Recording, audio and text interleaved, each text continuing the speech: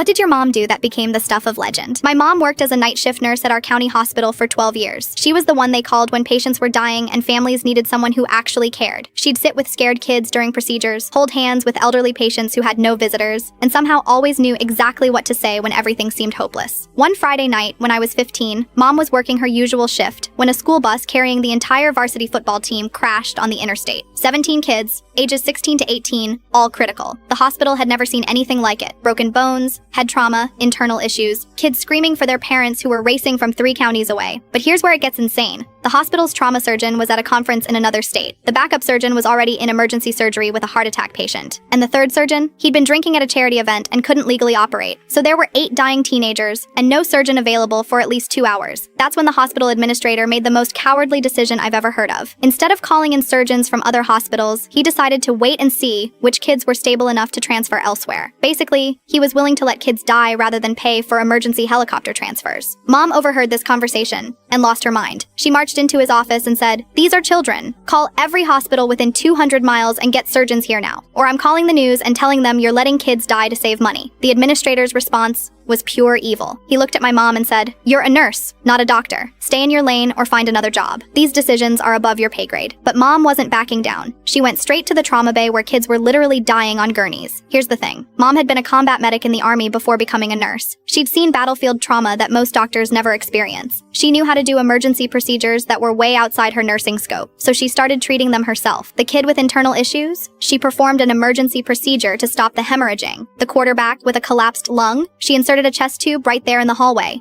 One by one, she stabilized these dying teenagers using skills she wasn't supposed to have and procedures she wasn't legally allowed to perform. For 2 hours, my mom essentially became a battlefield surgeon in a hospital trauma bay. She saved 4 kids who would have died waiting for proper medical authorization. When the real surgeons finally arrived, they found 17 stable patients instead of multiple fatalities. The lead trauma surgeon took one look at Mom's work and said, "Whoever did this emergency intervention just performed miracles. These kids should be dead." The administrator was furious. He told her she was fired and had security escort her out of the building while 17 kids were still fighting for their lives in the ER that she had just saved. But here's what he didn't know. One of those dying kids was the son of our town's biggest news anchor. When these parents arrived and found out that Mom had been fired for trying to save their children, all hell broke loose. The news anchor went rote at midnight. Hospital administrator fires nurse for saving teenagers. The footage of Mom being escorted out by security while ambulances were still arriving. The backlash was immediate and brutal. Within 24 hours, he was fired. The hospital board issued a public apology, and Mom was not only rehired,